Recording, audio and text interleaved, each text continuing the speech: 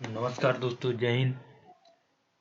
भारत के भूगोल में आज हम लोग पढ़ने वाले हैं। हम लोग हिमालयी नदी तंत्र पढ़ रहे थे, जिसमें हम सिंधु नदी तंत्र की आज चर्चा करेंगे। उससे पहले मैं आपको थोड़ा सा चर्चा कर दूं कि किस तरीके से आज हमको इस टॉपिक को पूरा पढ़ना है, कौन सा, सिंधु नदी तंत्र। लेकिन उसके पहले हम भारत में रिवर सिस्टम के बारे में चर्चा कर लेते कि किस तरह का रिवर सिस्टम भारत में है। तो देखिए,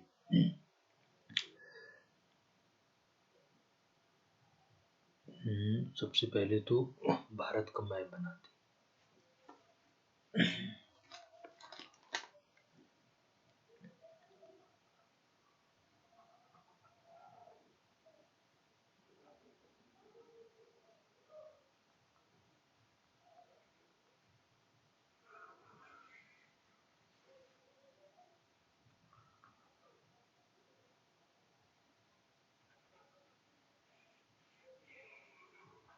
ठीक है, कुछ ऐसा करके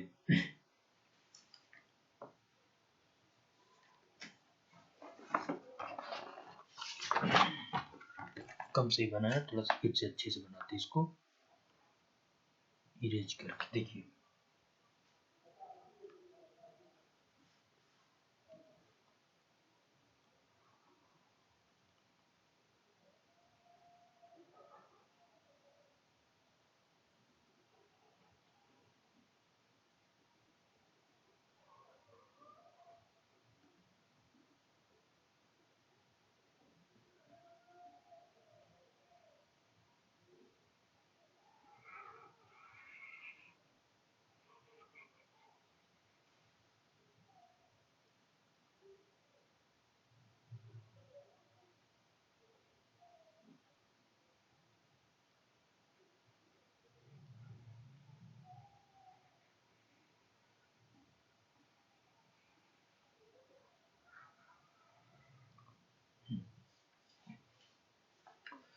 हम जब भारत में अपवाद तंत्र को पढ़ेंगे, अपवाद तंत्र इसी को हमने शुरू किया था, ठीक है। तो हम इसको मेनली दो भागों में डिवाइड करेंगे। एक हिमालयी अपवाद तंत्र और दूसरा हो जाएगा हमारा प्रायद्वीपीय अपवाद तंत्र। प्रायद्वीपीय अपवाद तंत्र, ठीक है, अपवाद तंत्र।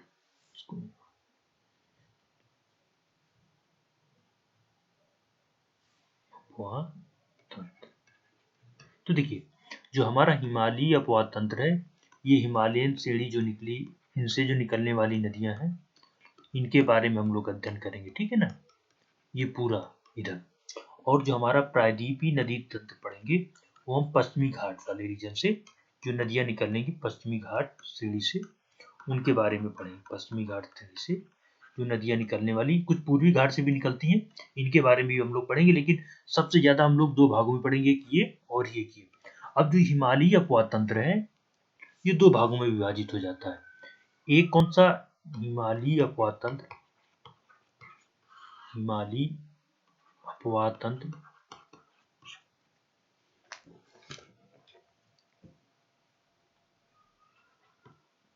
हिमालयी अपवाद तंत्र जो है, ये दो भागों में डिवाइड हो जाता है। एक होता है सिंधु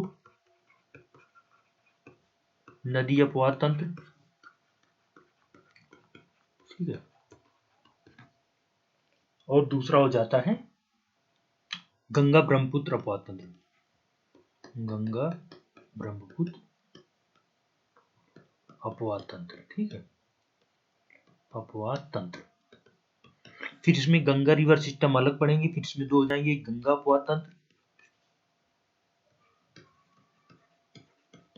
और दूसरा हो जाएगा ब्रह्मपुत्र अपवाद तंत्र। ब्रह्मपुत्र, इसमें थोड़ा सब डिवीजन कर दिया ताकि आसानी से आप समझ जाए अपवाद तंत्र। अब देखिए, तो आज हम लोग जो बेसिकली देखिए, हम लोग पढ़ेंगे इस पूरे अपवाद तंत्र में कहाँ से कौन सी नदी होती है, कौन किसकी सहायक नदी है, कौन किस राज्य से होकर के बहती है, ये सभी चीज आज हम क्रिस्टल क्लियर करेंगे। तो हम आज पहला शुरू करेंगे सिंधु नदी अपवाद तंत्र, जो मैंने आपको पहले ही लिख दिया था। कौन सा, सिंधु नदी अपवाद तंत्र। देखिए, अगर मैं थोड़ा सा इतिहास में जाए, तो इतिहास में आप एक पढ़ेंगे सिंधु घाटी सभ्यता। सिंधु घाटी सभ्यता। ठीक है, तो सिंधु घाटी सभ्यता जो है ये पूरी सिंधु नदी के किनारे ही बसी है। इधर पूरा ये वाला जो पूरा रीजन है भारत का और कुछ पाकिस्तान का हिस्सा, ये वाला पूरा रीजन है, ये सिंधु नदी तंत्र के अंतर्गत भी आता है। और साथ में सिंधु घाटी सभ्यता आज से लगभग 4500 वर्ष पूर्व, ठीक है, यहाँ पे सिंधु नदी के किनारे एक सभ्यता विकसित हुई जिसे बोलते थे सिंधु घाटी सभ्यता। ठीक है, ये नगरी सभ्यता थी। ये मैं आपको इतिहास में ये सारी चीजें सिंधु घाटी सभ्यता पढ़ाऊँ। मैं बता ही रहा हूँ आपको कि जो नदी तंत्र होता है, कोई भी समाज, कोई भी एक तरीके से जो सामाजिक जीवन है, उन नदियों के किनारे आप देखिए जितने जितने देश के बड़े शहर है सब बड़े बड़े नदियों के किनारे हैं। क्यों? क्योंकि सबसे महत्वपूर्ण हमें चीज क्या है? पानी। पानी की जरूरत नदियों से पूर्ति हो जाती है। तो इस वजह से हमें कोई भी सभ्यता का विकास, आप दजला फरात के पास देख लीजिए, भारत में सिंधु नदी तंत्र है, गंगा माँ गंगा नदी पे तो लोग 45 करोड़ से लोगों का जीवन ही निर्भर है। तो बहुत जरूरी है कि आप अगर कोई मानव जीवन या मानव बस्ती विकसित करना चाहते हो तो नदियों का एक हमारे पास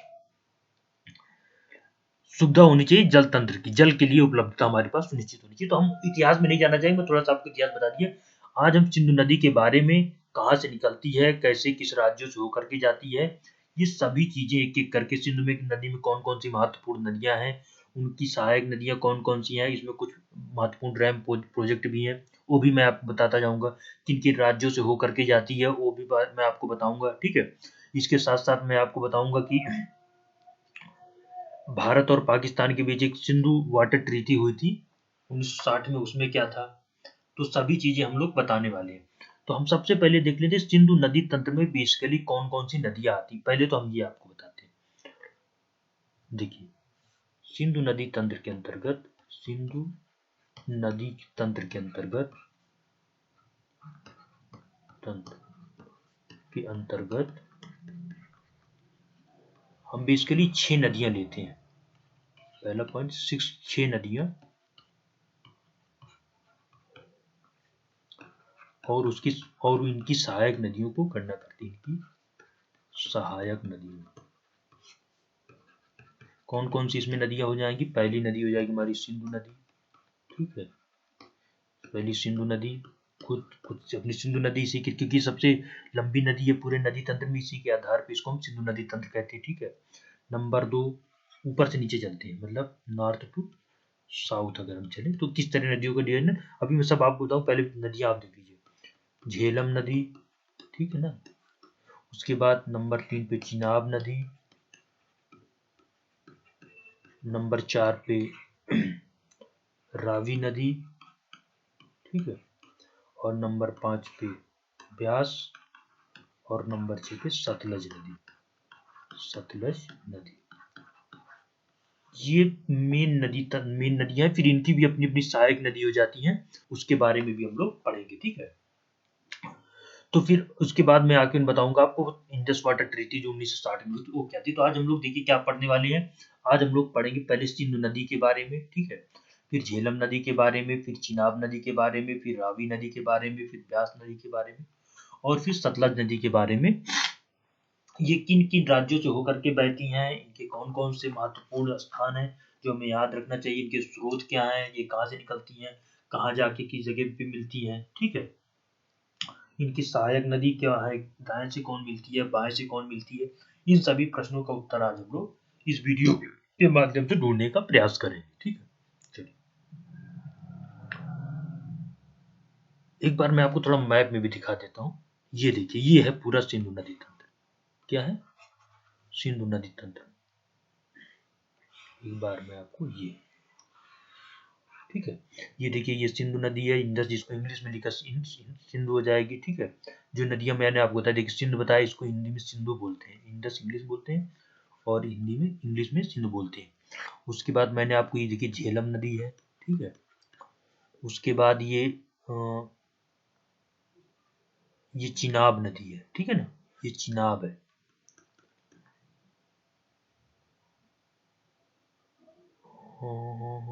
झेलम हो गया, चिनाब हो गया, ये रावी, ठीक है, ये नदी ब्यास, और ये हमारी सतलज नदी है।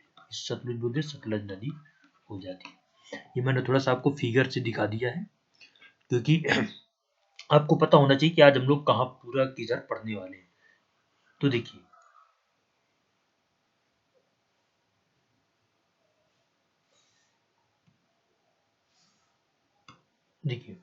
आज हम लोग बेसिकली भारत के 4 राज्यों को पढ़ने वाले हैं। देखिए किसमें, सिंधु नदी तंत्र भारत में, 2 यूटीज जिसमें जम्मू कश्मीर विधानसभा के साथ, तथा लद्दाख। ठीक है, लद्दाख। ठीक है, ये हम लोग पढ़ेंगे। उसके बाद पंजाब व हिमाचल प्रदेश। ठीक है, हिमाचल प्रदेश। पूरा सिंधु नदी तंत्र जो है भारत के दृष्टिकोण से इतने में ही फैला हुआ है। और अगर आप भारत के बाहर की बात करें तो इसमें तिब्बत शामिल हो जाएगा। ठीक है, पाकिस्तान शामिल हो जाएगा, पाकिस्तान का भी एक बड़ा हिस्सा है इसमें, पाकिस्तान। ठीक है, उसके बाद अफगानिस्तान का कुछ नदियां हैं जो अफगानिस्तान से आके मिलती हैं। ठीक है, ये हो जाएगा। यहाँ पे आप चीन को भी थोड़ा सा शामिल कर सकते हैं। ठीक है, क्योंकि चीन की भी कुछ चीन से आने वाली एक नदियां हैं जो सहाय के रूप में। तो इस तरीके भारत के बाहर है, सिंधु नदी तंत्र है, ये वाला भारत के बाहर है, और ये भारत में सिंधु नदी तंत्र। कोई अगर प्रश्न कहीं से कर दे कि सिंधु नदी तंत्र, सिंधु नदी में जो मेन नदी है उसकी से एक नदी, इन 6 नदी जो मैंने बताई वो आपको उत्तराखंड से होकर के बहती है, हरियाणा से होकर के बहती, तो पूरा जहर का जहर हो जाएगा। ठीक है, इतना ही है ये पूरा सिंधु नदी, ये कोई छोटा एरिया नहीं है। अब मैं बताता हूँ इनका एरिया कितना। देखिए, सिंधु नदी तंत्र का जो पूरा एरिया है वो भारत में, हाँ, पहली बात देखेंगे हम सिंधु नदी तंत्र का पूरा क्षेत्रफल। याद रखना ये पूरा जो है, जो मैंने आपको भारत और भारत के बाहर जो भी बताया, पूरा 11,65,000 वर्ग किलोमीटर है, वर्ग किलोमीटर है। ये याद रखना, ये पूरा है इसका, ये कोई छोटा मोटा एरिया नहीं। भारत के एरिया का 3 टाइम्स ऑफ इंडिया एरिया लगभग।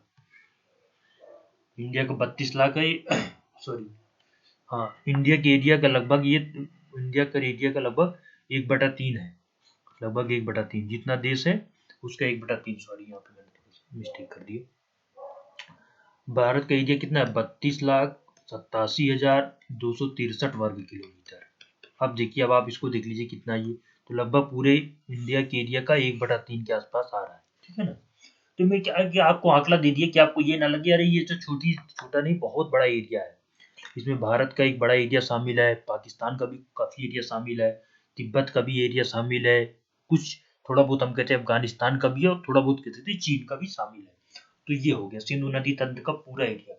ये तो भारत का कुल एरिया था, और ये मैं एक आपको दोनों की कंपैरिजन दिखा रहा था कितना है। अब देख लेते जो सिंधु नदी तंत्र का है वो भारत में कितना है। तो उसका भारत में अगर हम देखें तो 3,21,800, सॉरी 3,21,289 वर्ग किलोमीटर, 3,21,289 वर्ग किलोमीटर है भारत में।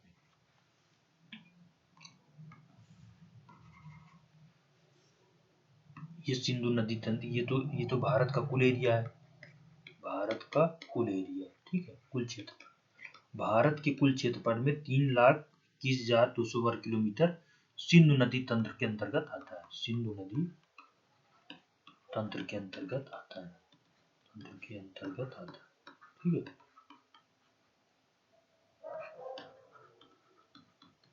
अंतर्गत लगभग हम कह सकते हैं कि 9.9% के आसपास कुछ ऐसा हो, 9 से 10% के आसपास। तो देखिए 10% के आसपास है। जो सिंधु नदी तंत्र है वो पूरे भारत के एरिया का लगभग 10% के आसपास कवर करता है। और मैंने आपको राज्य बता दिया, 2 यूनियन टेरिटरी बता दिया, एक जम्मू कश्मीर वाला यूनियन टेरिटरी और एक लद्दाख यूनियन टेरिटरी। और साथ में राज्यों की बात करें तो हिमाचल प्रदेश और साथ में पंजाब, इतना शामिल होता है सिंधु नदी तंत्र में। मेनली हम इतना ही शामिल करते हैं। अब हम बात करेंगे सबसे पहले सिंधु नदी की, ठीक है। ये तो मैंने आपको बेसिक सारी चीजें इसमें बता दी।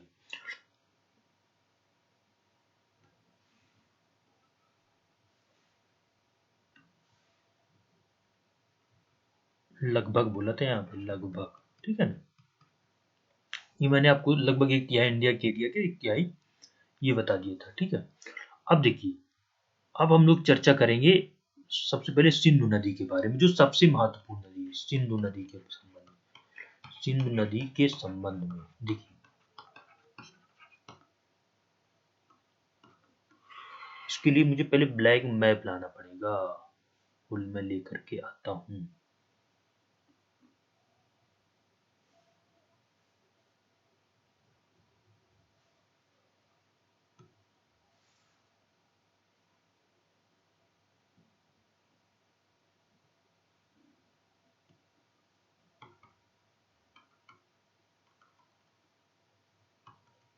हाँ, ये देखिए, ये है भारत का एक ब्लैंक मैप। तो जब हम सिंधु नदी की बात करेंगे तो सिंधु नदी यहाँ से एक जगह है बोखारचू ग्लेशियर, बोखारचू ग्लेशियर तिब्बत में, ठीक है ना। सिंधु नदी क्या है कि तिब्बत के बोखारचू ग्लेशियर से इसका उत्पन्न होता है। ये कैलाश मानसरोवर झील के पास भी है, यही पास में कैलाश मानसरोवर झील है। तो ये नदी यहाँ से बोखारचू ग्लेशियर से निकलती है। यहीं पर मानसरोवर झील भी है, मानसरोवर झील भी, इससे आपको थोड़ा ज्यादा समझ में आएगा, ठीक है। ये नदी यहाँ से निकलती है, ये गई, ये गई, ये जा रही है, ये जा रही लद्दाख में एंटर करी, लद्दाख से फिर एग्जिस्ट होकर के ये यहाँ पाकिस्तान में जाकर के अरब सागर में मिल जाती है। ये इसका पूरा रूट है। कौन सी नदी है ये? सिंधु नदी, SINDHU, सिंधु नदी, ठीक है। अब देखिए इस नदी के बारे में अब हम समझ गए, हमको ये दिख गया कि ये कहाँ जा रही है, ठीक है ना। अगर अगर आप इसके कुल लंबाई की बात करें तो इसकी कुल लंबाई है 3180 किलोमीटर है। मतलब पॉइंट ए से लेकर के, ओरिजिन से लेकर के एक तरीके से इसका टेल तक, टेल पॉइंट तक ये 3180 किलोमीटर की लंबी है, ठीक है ना। हमको पूरा इतना नहीं ज्यादा पूरा पढ़ना है, हमको बस भारत में कितना है। तो जो भारत में है ये वाला एरिया से लेकर जहाँ पे एंट्री करती है इस वाले एरिया से, ये है कुल लगभग 1114 किलोमीटर, 1114 किलोमीटर, ठीक है ना। ये वाले को हमको पढ़ना है, सिंधु नदी का ये वाला जो हिस्सा है इसके बारे में ही हमको पढ़ना है, ये वाला। ये तो आप मैप में समझ गए कि सिंधु नदी कहाँ से कहाँ निकलती है, कहाँ को जाती है, ये मैंने आपको बता दिया। अब देखिए,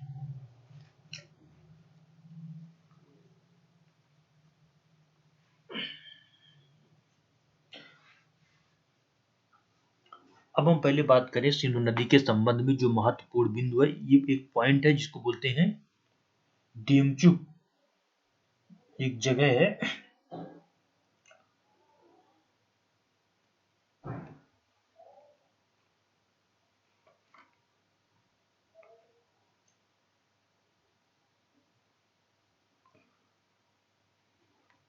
डेमचुक बोलते हैं इसको, ठीक है ना। तो देखिए यहां से ये भारत में प्रवेश करती है।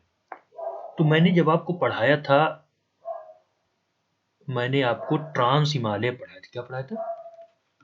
ट्रांस हिमालय।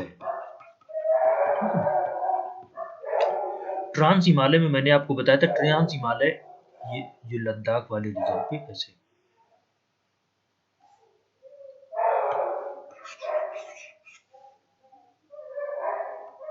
ये देखिए,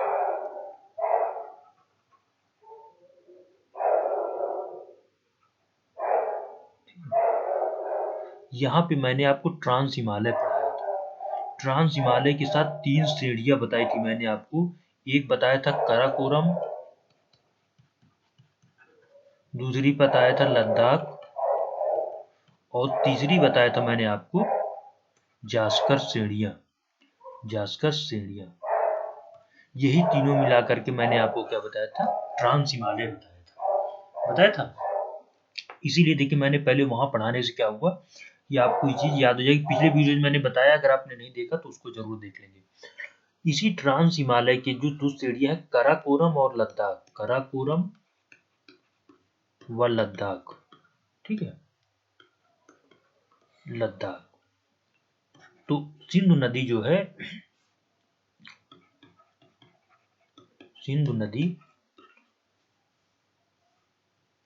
इन्हीं के मध्य बहती है, कुछ समय तक इन्हीं श्रेणियों के मध्य बहती है। अभी सब इनको मैं इकट्ठा भी जोड़ूं, श्रेणियों के मध्य बहती है पहले, ये ध्यान रखना है, ठीक है।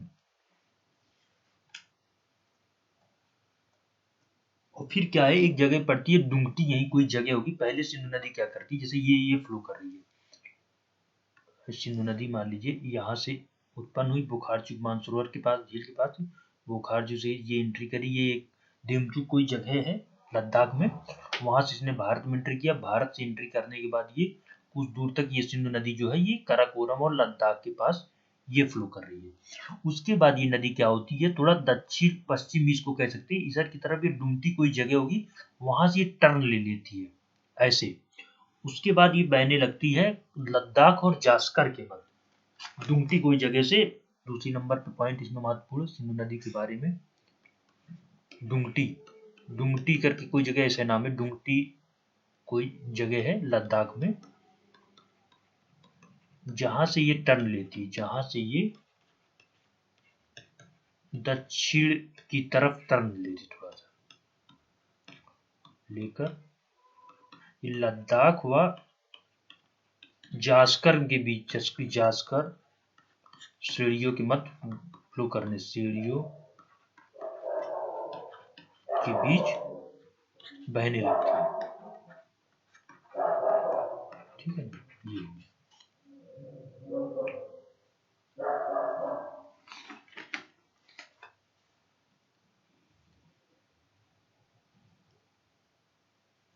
तो इसमें देखिए, इसमें हमारा जो सबसे महत्वपूर्ण पॉइंट है,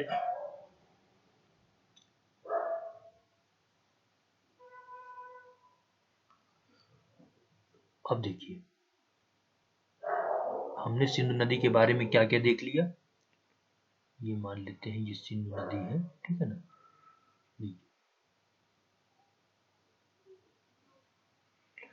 ये सिंधु नदी है, बोखारचू ग्लेशियर से निकलती है, बोखारचू ग्लेशियर तिब्बत में, ठीक है। यहां से ये चली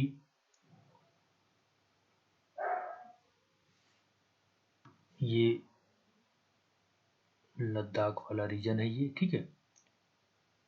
ये लद्दाख में यहाँ पे कोई जगह है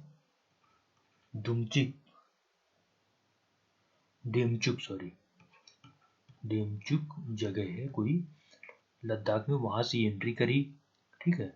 उसके बाद ये क्या करी, काराकोरम वाले के रेंज से लद्दाख में, उसके बाद ये थोड़ा साउथ की तरफ टर्न की, फिर लद्दाख व जास्कर के मध्य बहते हुए धीरे धीरे करके ये कोई जगह है भारत पाकिस्तान के बीच, दर्दिस्तान क्षेत्र में, ये वाला दर्दिस्तान क्षेत्र में चिल्लर जगह, कोई चिल्लर जगह है, ठीक है ना। ये याद नहीं रखना, मैं बता दूं, यहाँ तक भारत, यहाँ से फिर ये पाकिस्तान की तरफ चली जाती है और अरब सागर में जाकर यहाँ पे मिल जाती है। हाँ ठीक है, तो हमको देखो पहला पॉइंट क्या पता होना चाहिए इसके बारे में, कि ये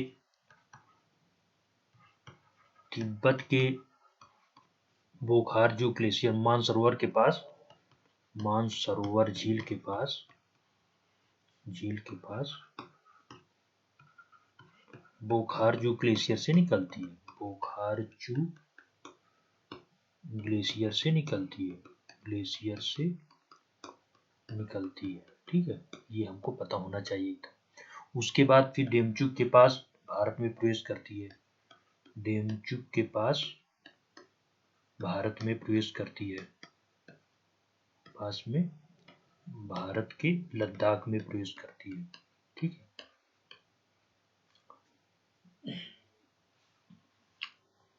लद्दाख में प्रवेश करती है,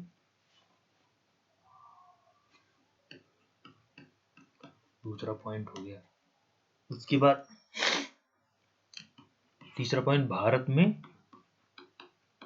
लगभग 1114 किलोमीटर बहती है और चिल्लर नामक जगह के पास से, चिल्लर नामक जगह पर से भारत से बाहर चली जाती है, भारत से बाहर चली जाती है। ये तो मेन पॉइंट था, एक तरह का था हमारा, बहुत महत्वपूर्ण पॉइंट है ये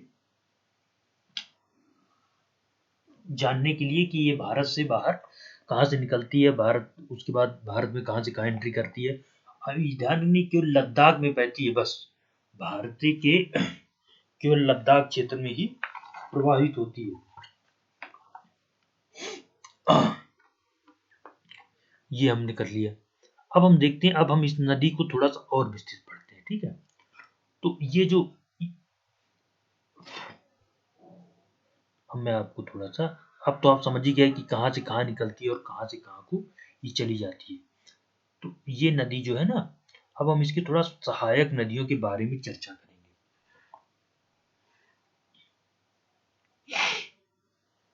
तो अगर आप इसकी सहायक नदियों के बारे में चर्चा करें तो देखिए, ये तो आप जानते हैं कि मैंने जो आपको शुरू में सबसे पहले पेज में जो बताया था कि कौन कौन सी नदियां हैं, तो इसकी सबसे पहले हम दाएं से सहायक की बात करते हैं। दाएं से सहायक नदियां कौन सी सहायक नदियां।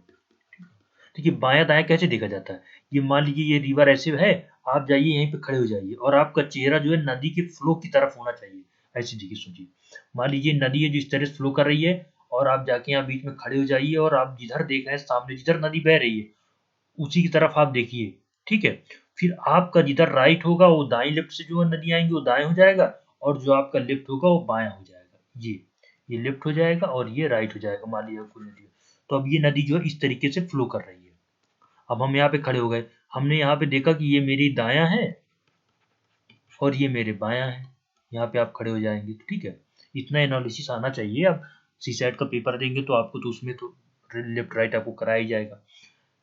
तो यहाँ पे अब ये नदी यहाँ से जा रही है, तो जो नदी इससे इधर से आकर के मिलेंगी, ठीक है, जो भी नदियां बाद में बताऊंगा मैं आपको, वो इसका बाएं साइड से बाएं लेफ्ट ट्रिब्यूटरी कहीं जाएंगी, और जो नदियां इसकी इस साइड से जाके मिलेंगी इनको हम कहेंगे ये इसकी राइट ट्रिब्यूटरीज है, दाएं से आकर के मिलने वाली है, ठीक है।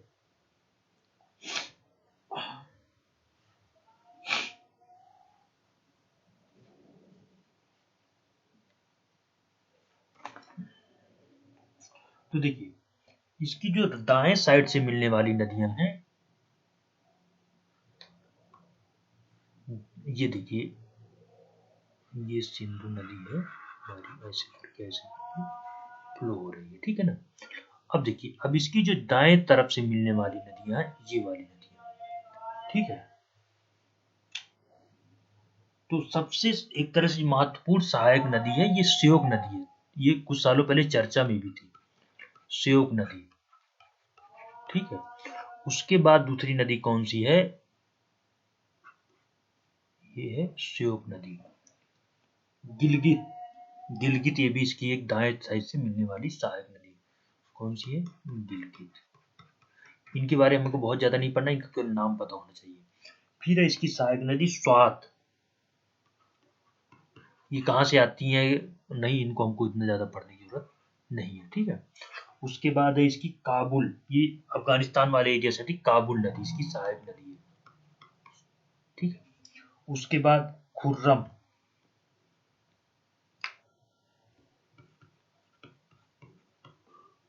और साथ में हमारी गोमल।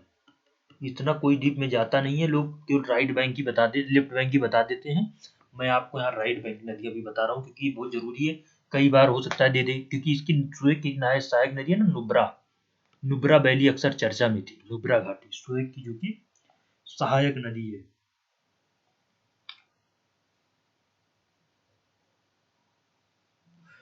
ये काराकोरम के पास से निकलती है और इसमें आकर के मिलती है, ठीक है।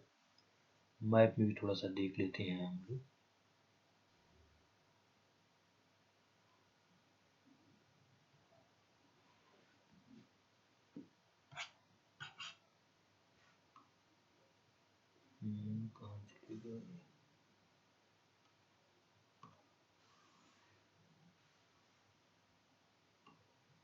ये देखिए,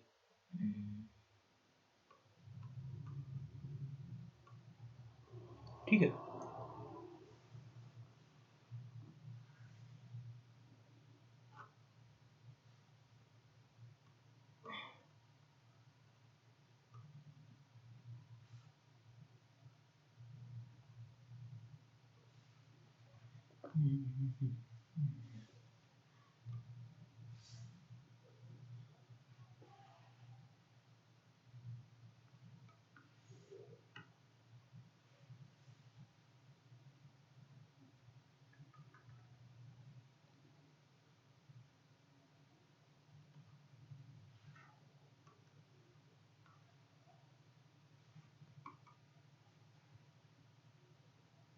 ये देखिए, मैं जो आपसे चर्चा कर रहा था, ये नुब्रा नदी है, ठीक है ना। नुब्रा नदी जो है ये थोड़ा चर्चा में थी, ये नदी नुब्रा। ये किसकी सहायक है? शोक नदी की।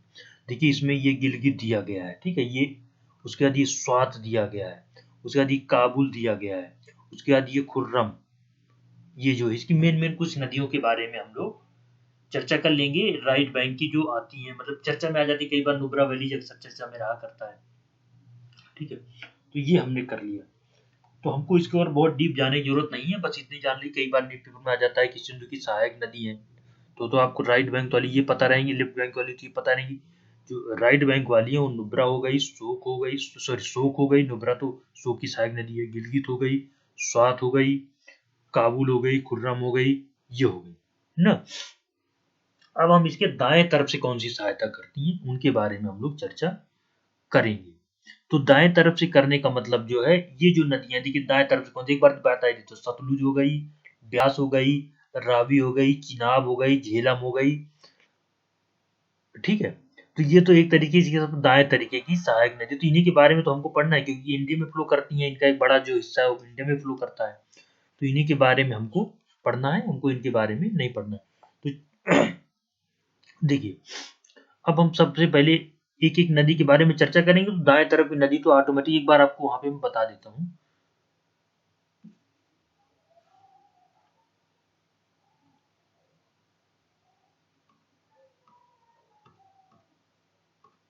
देखिए,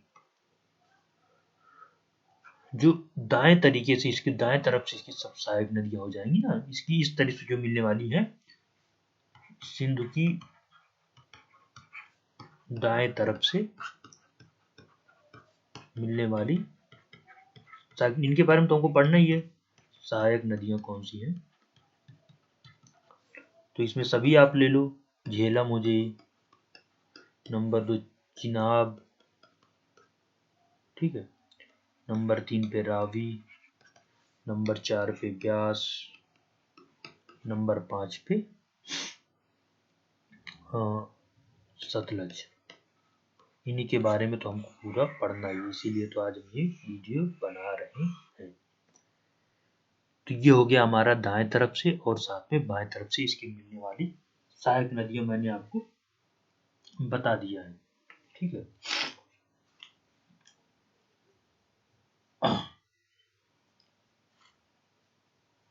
तो देखिए, अब हम बात करें ये जो नदी है ना, सिंधु नदी,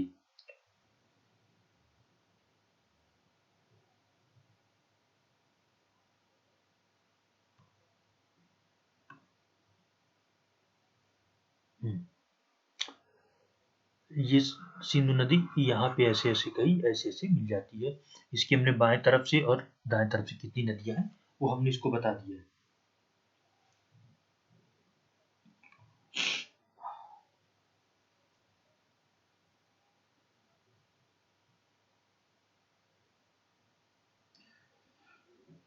पाकिस्तान के पास एक जगह है मैथान कोट, ठीक है, मैथान कोट। वहां पर आकर के फाइनली से सतलज नदी जो है, सतलज नदी मिलती है, और यहीं पर ये बनाती है पंचनद। पंचनद देखिए इस तरीके से है। इधर ये झेलम, अभी एक एक करके तो बताएंगे, मैं मैप में दिखाऊंगा। ये झेलम है, ये चिनाब है, झेलम जा करके चिनाब में मिल जाती है। उसके बाद ये रावी नदी आती है, रावी आगे जा करके चिनाब में मिल जाती है। उसके बाद फिर ये ब्यास नदी है जो सतलज में मिल जाती है। उसके बाद ये जो चिनाब नदी है ये आकर के सतलज में मिल जाती है। ठीक है, यही पूरा रीजन, ये 5 नदी होगी ना, देखिए 1 2 3 4 5, यही वाले जो पूरी जहां पर ये मिलते हैं ये पंचनद बोलते हैं। 5 नदियों का, इसको पंजाब जो शब्द आया है उसी से आया है, 5 नदियों का संगम, 5 नदियों का संगम। जिसमें पहले पाकिस्तान जब देश आजाद नहीं हुआ था, उसके पहले एक राज्य था पाकिस्तान के क्षेत्र में, एक जगह थी पूरा पंजाब, तो उसमें आज का भारत का पंजाब और पाकिस्तान का आज भी एक पंजाब राज्य, उन दोनों का पूरा लगभग हिस्सा जो मिला करता था पंजाब होता था, पंजाब कहा जाता था। उसी पंजाब को हम इसलिए पंजाब कहते हैं कि 5 नदियों का ये एक तरीके से संगम का क्षेत्र है, या 5 नदियों द्वारा बनाए गए लाए गए अवसाद है, उससे ये विकसित क्षेत्र है, बहुत उपजाऊ क्षेत्र है। पाकिस्तान में तो गन्ना उत्पादन और जूट उत्पादन पे बहुत ज्यादा था। जब देश का बंटवारा हुआ तो हमने एक बड़ा अपने उपजाऊ क्षेत्र का एक बड़ा हिस्सा पाकिस्तान को दे दिया। तो इस तरीके से मैं थोड़ा सा आपको इतिहास में इसके साथ बताता चल रहा हूँ। तो देखिए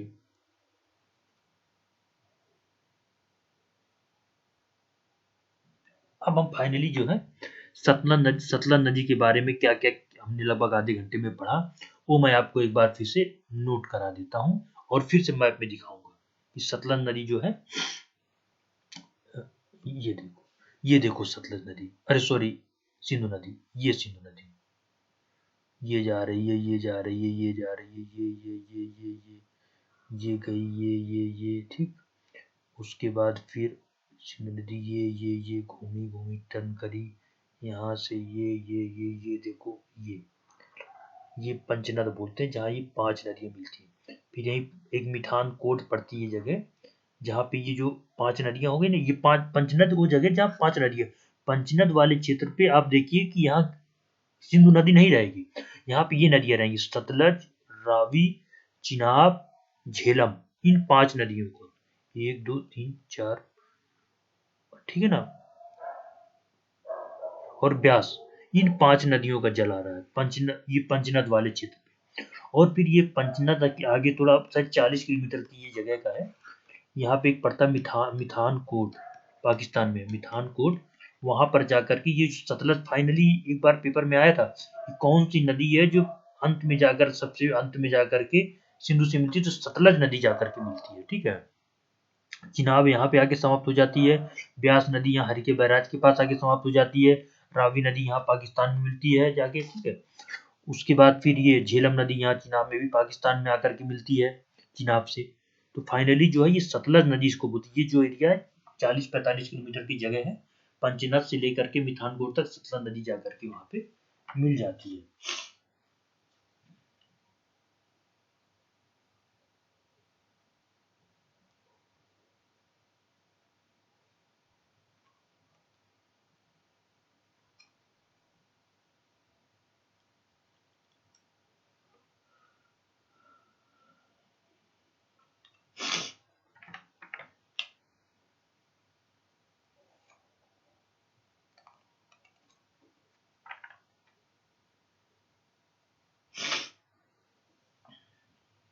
देखिए हमने सिंधु नदी के बारे में क्या क्या पढ़ा, हम लोग फिर से एक बार पढ़ेंगे, एकदम से हमको रट लेना बिल्कुल से। पहला बात, सिंधु नदी,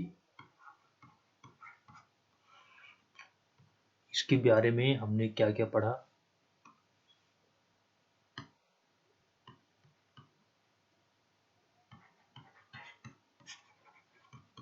सिंधु नदी, पहली बात, यह नदी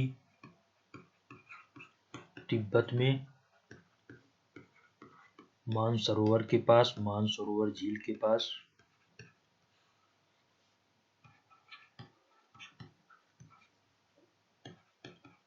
बोखारजू ग्लेशियर से निकलती है। बोखारजू ग्लेशियर जो कि लगभग 5000 मीटर ऊंचा है, ग्लेशियर से, हमको याद नहीं रहा, ग्लेशियर से निकलती है। उत्पन्न होती है, ये कह सकते हैं। ठीक है, नंबर 1 पॉइंट जो सबसे महत्वपूर्ण पॉइंट याद रखना है, बोखारजू ग्लेशियर। अभी और 2-3 बताऊंगा तो और कंफ्यूजन जब होगा। ठीक है, नंबर 2, भारत के केवल लद्दाख संघ शासित प्रदेश में बहती है। भारत के केवल लद्दाख संघ शासित प्रदेश में बहती है।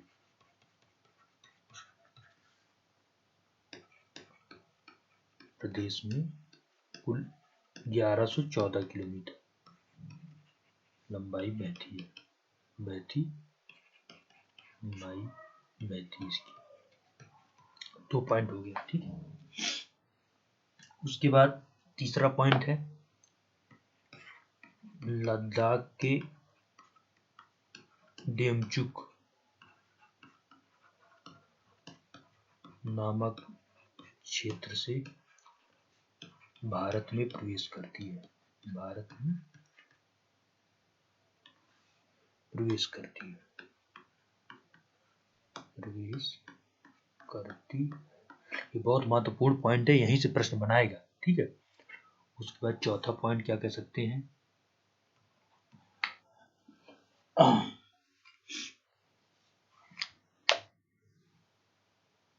काराकोरम व लद्दाख, फिर पहले काराकोरम व लद्दाख, फिर लद्दाख व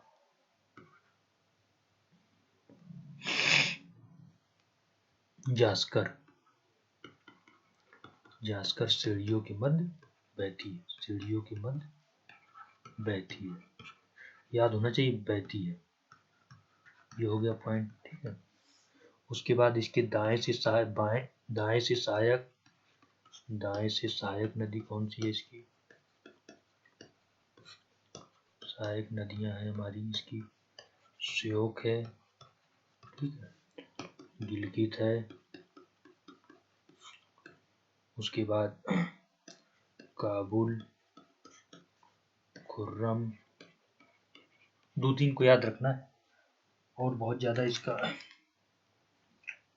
हुंजा शोक और साथ में हुंजा भी, ये भी महत्वपूर्ण पूछा गया एक 2 बार। हुंजा, गुलगित, काबुल, खुर्रम, गोमल याद रखना है। ठीक है ना, जो महत्वपूर्ण सहायक नदी में आपको गोमल, दाएं से सहायक नदियां हैं। उसके बाद फिर 6 नंबर पे बाएं से सहायक नदी, इसको तो पढ़ना ही है हमको, लेकिन जान ले बाएं से सहायक नदियां कौन सी है इसमें? झेलम, ठीक है, उसके बाद फिर चिनाब, उसके बाद रावी, ब्यास और साथ में सतलज।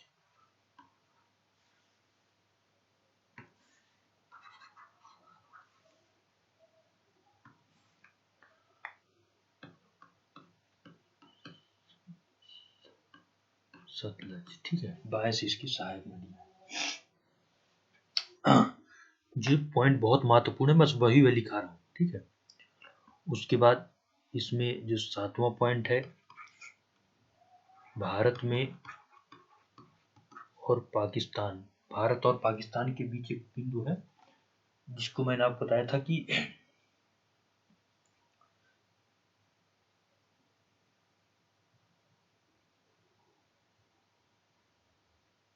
सॉरी, ये पॉइंट हमने थोड़ा सा मैंने गलत, जो मैंने चिल्लर बताया था ना, वो नहीं है।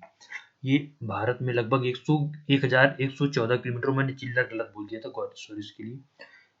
ये भारत से निकल करके, मतलब लद्दाख से निकल करके पाकिस्तान में छांग नामक एक जगह है। कौन सा? चांग।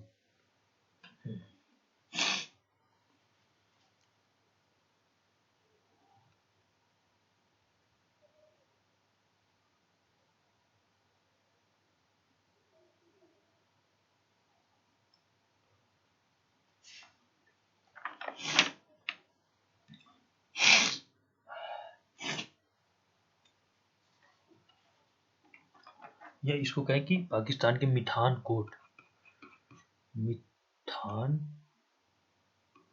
कोट नामक जगह पर सतलज से मिल जाती है, सतलज नदी से मिलती है। और फिर फाइनली ये 8वें नंबर पे अंत में कराची के पास अरब सागर में मिल जाती है, अरब सागर में मिल जाती है।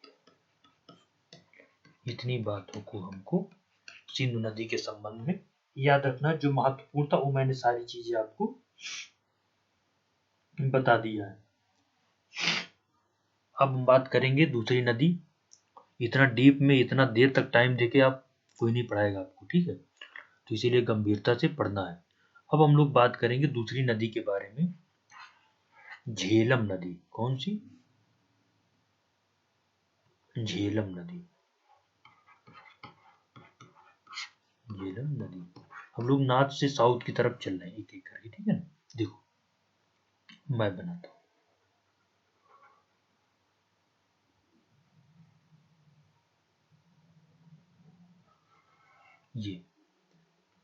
ये हो गया हमारा लद्दाख, और ये होगा हमारा JNK, जम्मू एंड कश्मीर, ठीक है। तो जो झेलम नदी है, पहली बात उसमें याद रखेंगे, ये भारत में केवल जम्मू और कश्मीर में ही बहती है। कहाँ पे?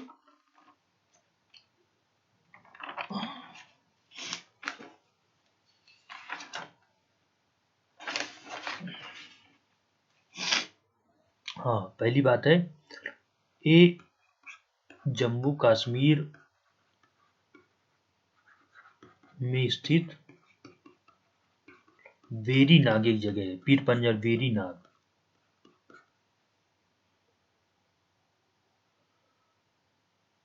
पीर पंजाल श्रेणी में, पीर पंजाल श्रेणी में, शायद इसको पीर पंजाल में आपको नहीं बताया, बताऊंगा थोड़ा बहुत। वेरी नाग से निकलती है, पहली बार निकलती या उत्पन्न होती है। यहाँ पे एक जगह है वेरी नाग श्रेणी है, यहाँ से ये उत्पन्न होती है, ठीक है। उसके बाद ये क्या करती है, आगे निकल करके पाकिस्तान में जाती है। बस भारत में केवल ये जम्मू कश्मीर में ही बहती है। वेरीनाग के पास एक झरना, वेरीनाग झरना, इसकी स्प्रिंग बोलते हैं इसको, वेरीनाग झरने से निकलती है, ठीक है। इसके बारे में और देखिए क्या बात, श्रीनगर इसी नदी के किनारे स्थित है, इसी नदी के किनारे स्थित है। यह कह सकते हैं श्रीनगर से होकर जाती है ये, ठीक है। श्रीनगर से, फिर से मैं इसको बनाता हूँ, अच्छा बना नहीं, फिर से देखते हैं इसको। देखिए दूसरी नदी कौन सी? झेलम नदी। फिर से देखते हैं इसको, झेलम नदी, ठीक है ना। झेलम नदी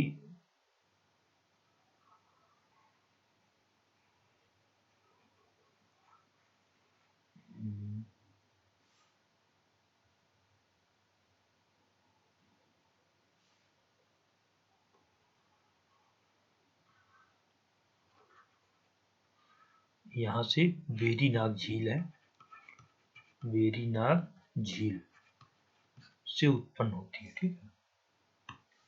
ये देखो, ये कौन सी है? झेलम। उसके बाद ये क्या है, आगे ये पाकिस्तान में जाके चिनाब से मिल जाती है। तो झेलम नदी के संबंध में पहली बार जम्मू कश्मीर के वेरीनाग झील से उत्पन्न होती है, वेरीनाग झील से, जो कि पीर पंजाल श्रेणी में, पीर पंजाल श्रेणी में है, श्रेणी में स्थित से उत्पन्न होती है।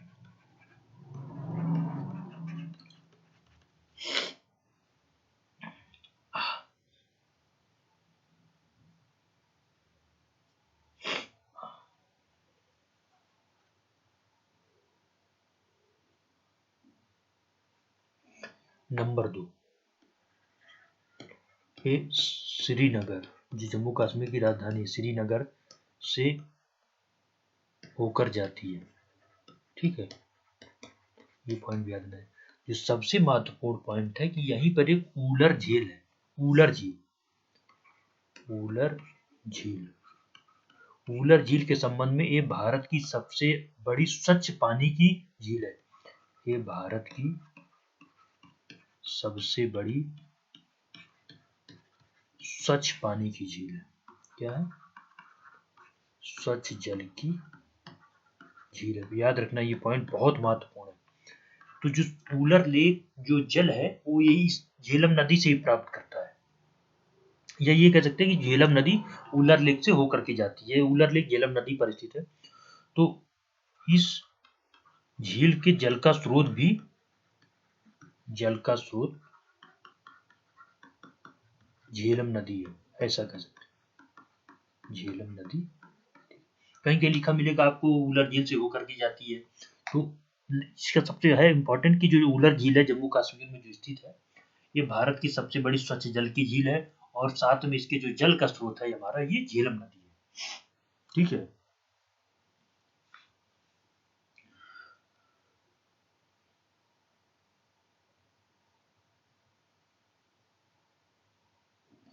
उसके बाद ये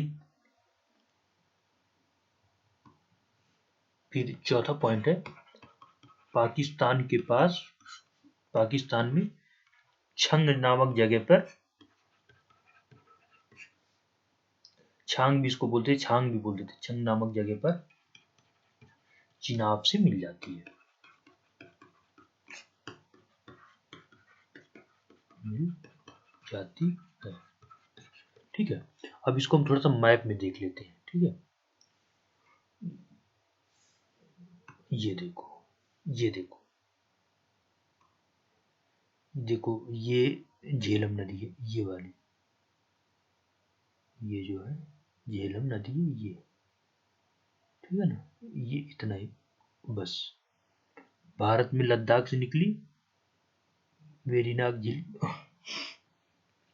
वेरीनाग झील से, और साथ में निकल करके ये चली गई पाकिस्तान में। ये पाकिस्तान में देखिए, ये चिनाब नदी तो जाके चिनाब में मिल जाती है।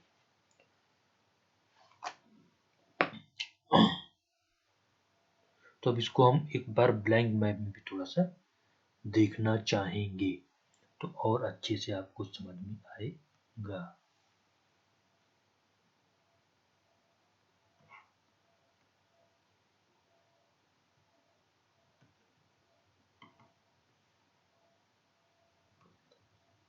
ये देखो, ये है आपका जम्मू कश्मीर। जम्मू कश्मीर के झेलम नदी यहाँ से निकली और ये यहाँ पे चली गई। ठीक है, फिर इधर से चिनाब आती है, यहाँ चिनाब में ये मिल जाती है ऐसे कर। तो हम चिनाब को बाद देखेंगे, यहाँ पे पाकिस्तान में जाकर के मिल जाती है। ये है झेलम नदी, झेलम नदी। अभी सब मैप में फाइनली इसको बनाऊंगा, तब आपको लगेगा कि नहीं ये बहुत अच्छा था। ठीक है, ये हो गया। अब देखिए, झेलम नदी के बारे में हमने पढ़ लिया, क्या है ये।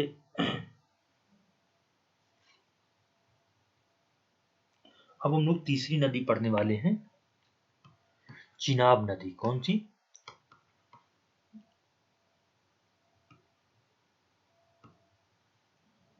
चिनाब नदी। देखो,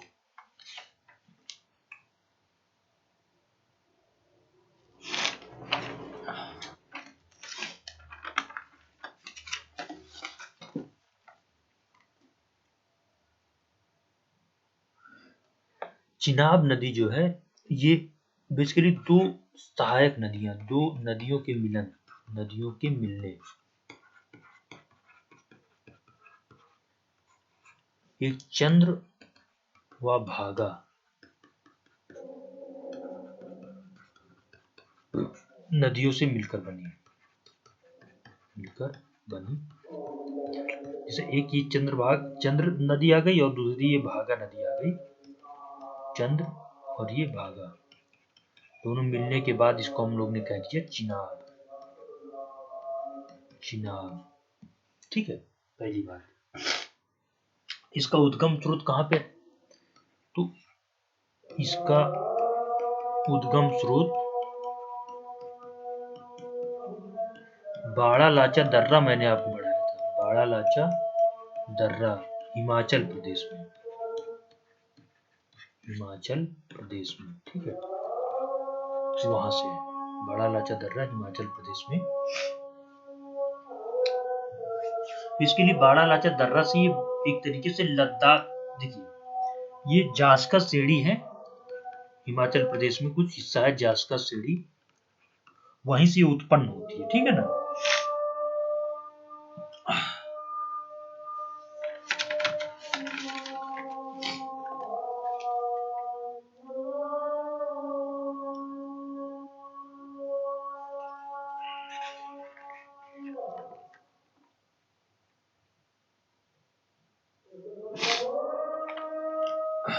जास्कर श्रेणी में स्थित ये दो बाड़ा लाचा दर्रा से इसको कहते हैं कि यहीं से ये शुरुआत होती है बाड़ा लाचा दर्रा के पास, बस इतना ही इसमें याद रखना है। जास्कर श्रेणी में स्थित, जास्कर श्रेणी में, यहाँ से उसका उद्गम स्रोत है, ठीक है। नंबर 2 बात,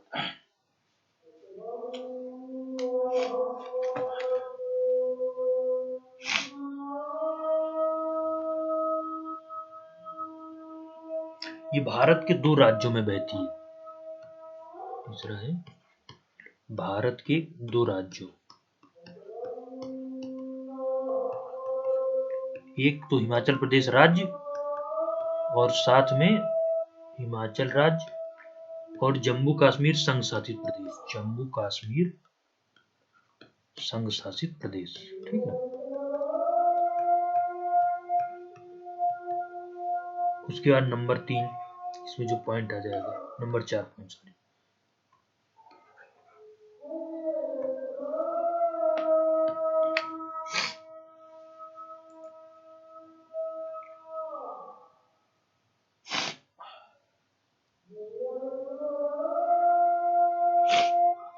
लगभग 1180 किलोमीटर, लगभग 1180 किलोमीटर भारत में बहती है, भारत में बहती है। ये इसकी जो भारत में जो फ्लो है वो लगभग 1100। इसमें जो सबसे महत्वपूर्ण है आपको मिलेगा जम्मू कश्मीर में सलाल और साथ में दुलस्ती डैम। कौन सा? जम्मू कश्मीर में सलाल व दुलस्ती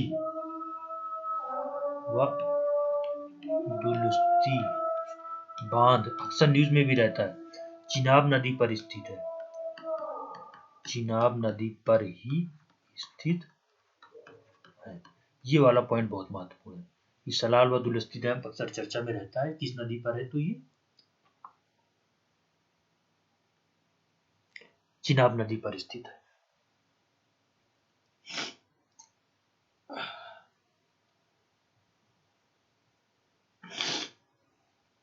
फिर ये आखिरी पॉइंट है इसका जो सबसे महत्वपूर्ण है, छठा, इस सराय सिंधु एक जगह है पाकिस्तान में, सराय सिंधु जगह, सराय सिंधु जगह में पाकिस्तान में है ये, ठीक है ना।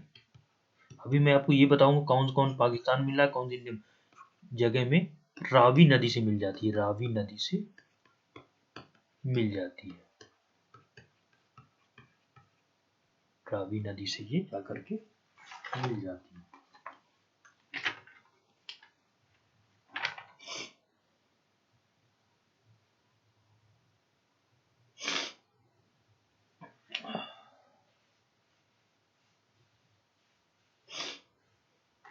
ठीक,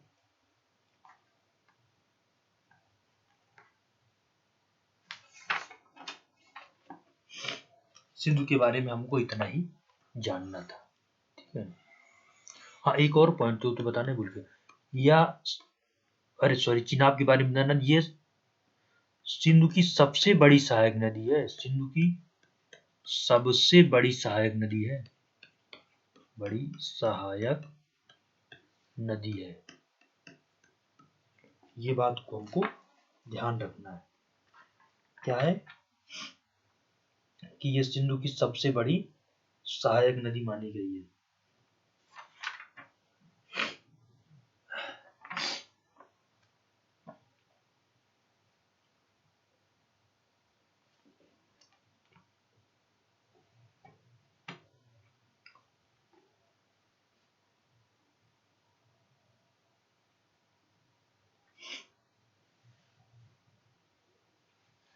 हो गया।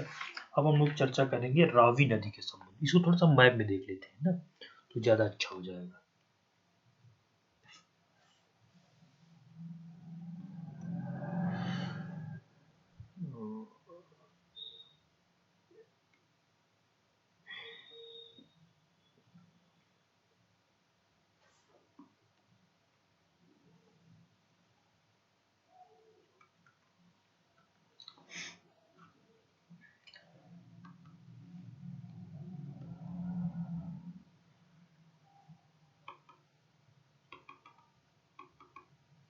ये देखो, सिंधु नदी के बाद हम बात करें चिनाब की ना। ये देखो चिनाब, हिमाचल प्रदेश से ये गई, ये गई, ये गई, ये गई, और ये जो है ये किन दो राज्यों में बह रही है? हिमाचल प्रदेश में बह रही है, और साथ में जम्मू कश्मीर संघ शासित प्रदेश। फिर ये देखो चिनाब, ये गई, ये गई, ये गई, ये गई, ये गई, ये गई, ये ठीक है ये।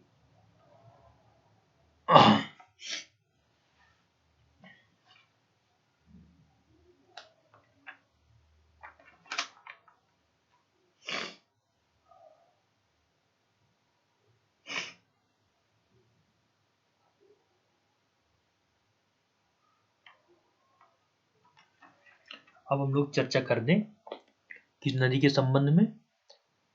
हमारा देखो सिंधु हो गया, ठीक है, झेलम हो गया, चिनाब हो गया। अब हम लोग बात करेंगे रावी नदी के बारे में। कौन सी नदी?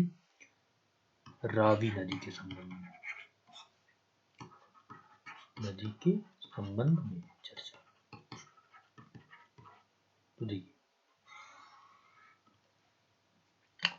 रावी नदी के बारे में जो सबसे पहला पॉइंट है,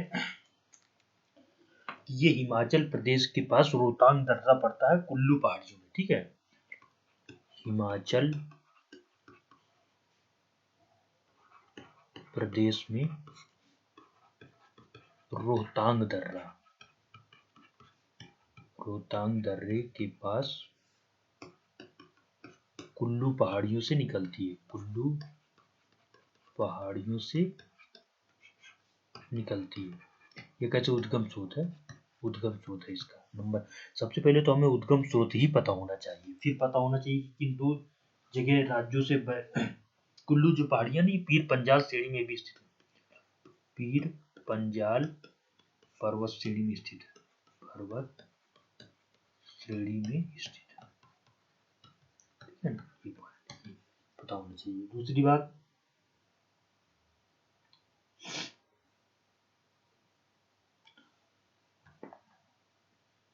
या हिमाचल प्रदेश से होकर पंजाब में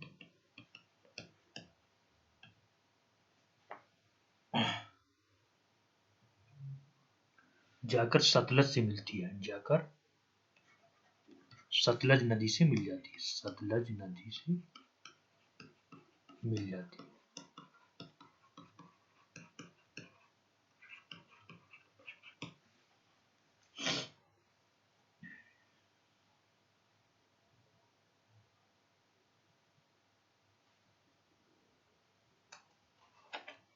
तीसरी, पहले ये धौलाधर, धौलाधर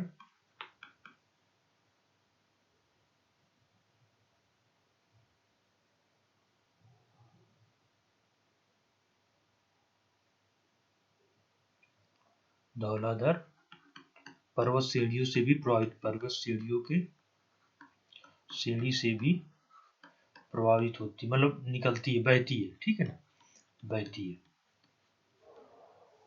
ये हो गया। जो इसका जो सबसे महत्वपूर्ण पॉइंट है कि पंजाब में है हरिके बैराज, पंजाब में हरिके बैराज।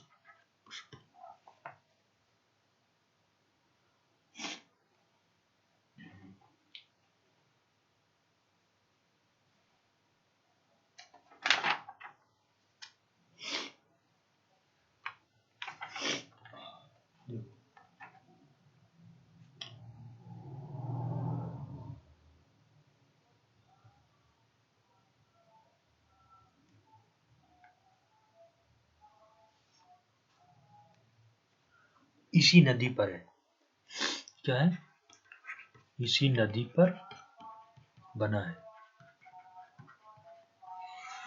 ठीक है।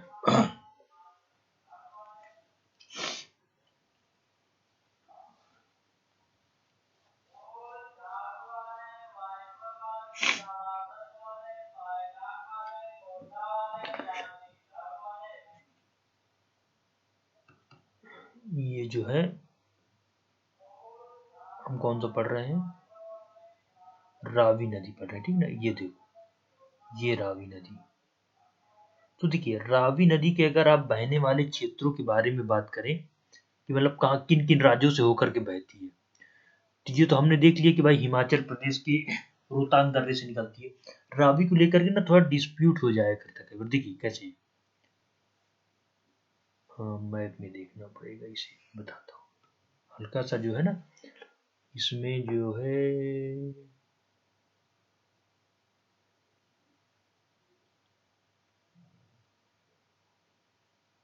ये देखो ये मैप है मेरा, ठीक है। और रावी नदी को लेकर के क्या है, देखिए रावी नदी यहाँ रोहतांग दर्रे से निकलती है, ठीक है ना। उसके बाद ये देखिए ये इस तरह से निकलती है, ये इस तरीके से, ठीक है ना। तो कई बार रावी नदी के जो बॉर्डरिंग को लेकर के है एक तरह से डिस्प्यूट हो जाता है कि अब कोई कहेगा कि नहीं हिमाचल में भी जा रही, कोई पंजाब में जा रही, जम्मू में जा रही, इसमें जा रही। बेसिकली ये एक सीमा रेखा निर्धारित करती है, क्या निर्धारित करती है, सीमा रेखा।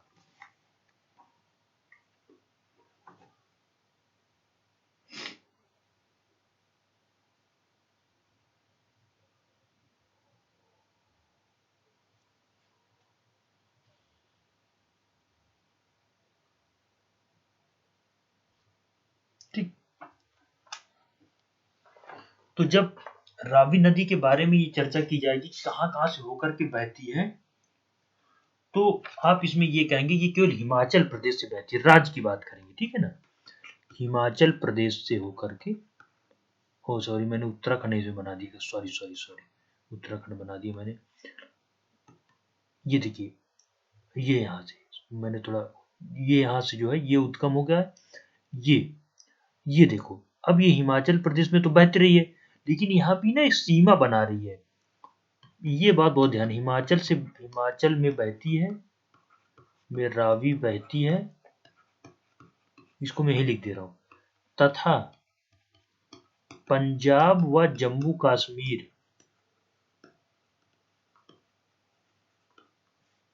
की मध्य सीमा बनाती है, मध्य सीमा बनाती है। तो ये नहीं कह सकते कि जम्मू में बह रही है कि पंजाब में बह रही है, बहुत ही क्लोज है एक तरीके से, ठीक है ना, बहुत सीमा की रेखा बनाती है। तो ये बात को याद रखना है। तो देखिए रावी के बारे में हम एक बार फिर से पूरा चर्चा करते हैं।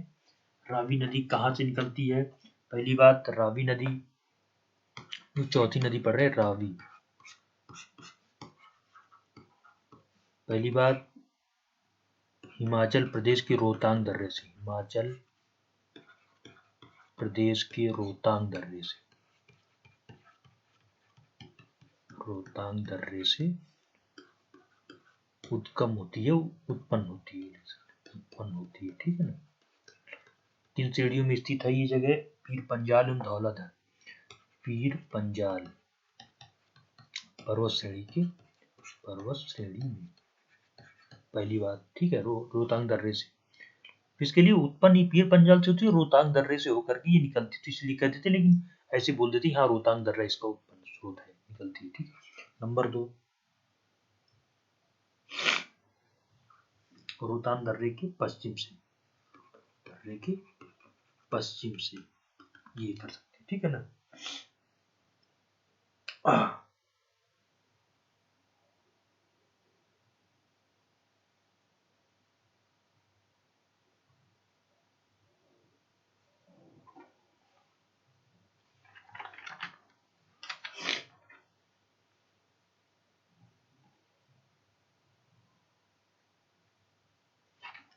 और जिसमें सबसे महत्वपूर्ण है ये हिमाचल प्रदेश से होकर, हिमाचल प्रदेश में बहती है तथा पंजाब व जम्मू कश्मीर के मध्य सीमा रेखा बनाती है, सीमा रेखा बनाती है। ये 2 पॉइंट इसका। नंबर 3 पॉइंट, पाकिस्तान में जाकर के चिनाब से मिल जाती है, पाकिस्तान में चिनाब से मिल जाती है, चिनाब नदी से मिल जाती है। ये बात हमको याद रखना है। किससे मिल जाती है? चिनाब नदी से मिल जाती है।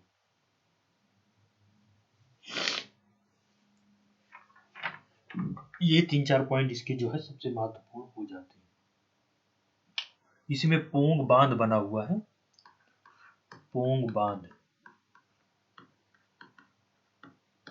इसी नदी पर बना है।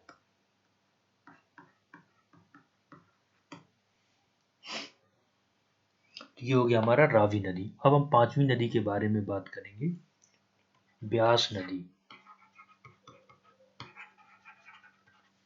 ब्यास नदी, ठीक है ना।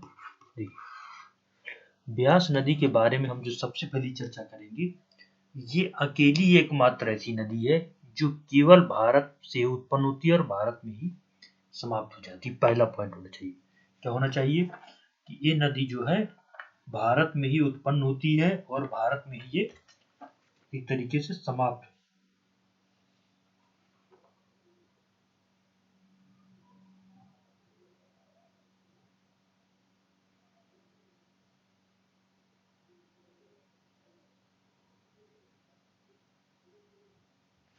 सॉरी मैंने थोड़ा सा ना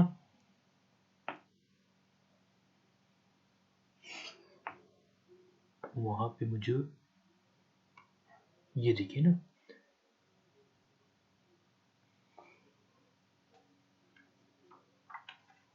ये पॉइंट मैंने थोड़ा सा यहाँ गलत कर दिया। ये पॉइंट ना, ये पॉइंट ये नहीं होगा इसमें। हिमाचल प्रदेश के रोहतांग दर्रे के पश्चिम से उत्पन्न होती, ठीक है, पीर पंजाल फॉरेस्ट छोड़िए, ठीक है ना। ये हो गया, ये हो गया। हाँ, अब ये पॉइंट इसमें नहीं होगा। पोंग डैम जो है ना वो ब्यास नदी में बन जाता है, धौलाधर खेड़ी वाली। अब देखिए, हाँ, ये जो ब्यास नदी है ये भी रोहतांग दर्रे के पास एक जगह है, वहीं से उत्पन्न होती है हिमाचल प्रदेश में, ब्यास कुंड से। पहला पॉइंट क्या है इसका? पहली बात, ये हिमाचल प्रदेश के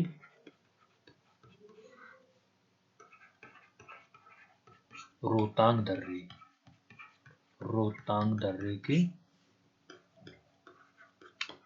पास ब्यास कुंड से उत्पन्न होती है। पहली बात ये याद रखना है इसको। नंबर 2, इसमें क्या याद रखना है?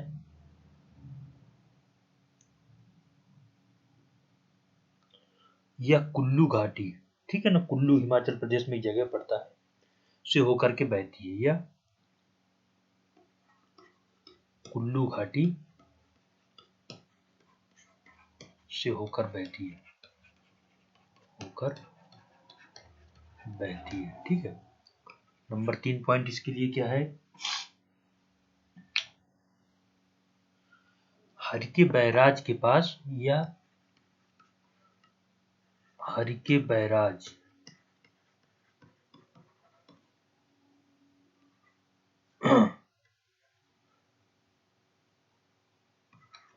के पास सतलज से मिल जाती है। बेसिकली सतलज और जहाँ पर ये है ब्यास नदी मिलती है, इसी पूरे एरिया में एक बैराज बनाया गया, हरिके बैराज, ये सतलज से मिल जाती है। पंजाब में सिंचाई के लिए बहुत महत्वपूर्ण मिल जाती है। नंबर 4, ये हिमाचल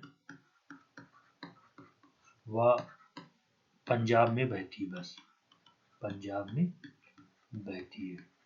और जो यहाँ सबसे महत्वपूर्ण है, केवल एक नदी है ये जो भारत में ही उत्पन्न होती है और भारत से उत्पन्न और भारत में ही समाप्त हो जाती है, भारत में ही समाप्त हो जाती है। अब देखो ये वाला, इसको मैं ला रहा हूँ आपके सामने।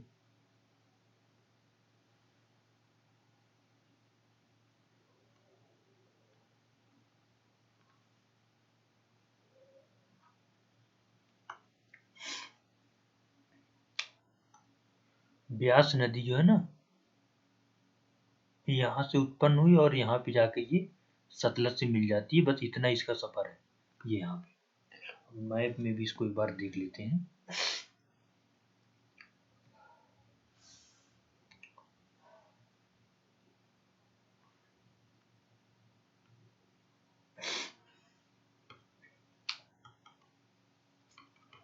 ये देखो ब्यास नदी को,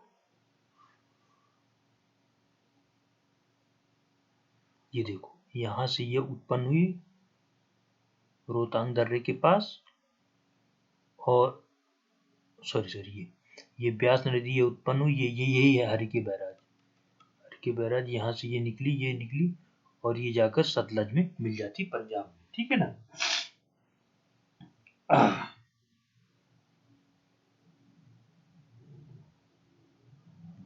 हरिके बैराज के पास जाकर के बस इतना इसका सफर है। तो ये थी हमारी ब्यास नदी। अब हम लोग आगे चर्चा करते हैं सतलज नदी की। 6 रिवर है हमारी सतलज नदी रिवर, ठीक है ना। सतलज नदी के संबंध में जो हमको पॉइंट याद रखने हैं वो ये कि पहली बात, ये भारत के बाहर तिब्बत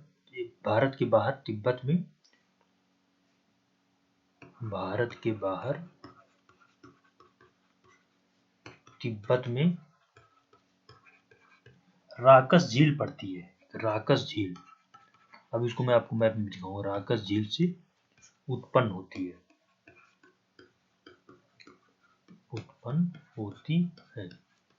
ठीक है ना। नंबर 2 पर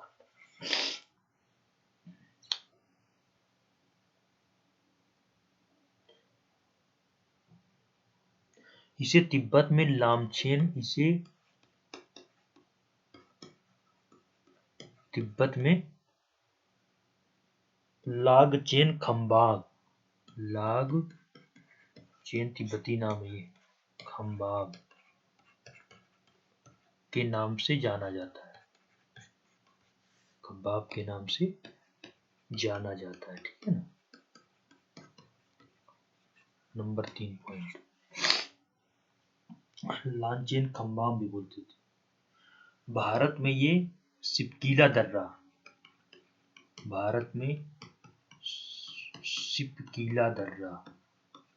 हिमाचल प्रदेश में सिपकीला दर्रा, हिमाचल प्रदेश में प्रवेश करती है। क्या करती है? प्रवेश करती है, ठीक है। उसके बाद फिर 5वां पॉइंट,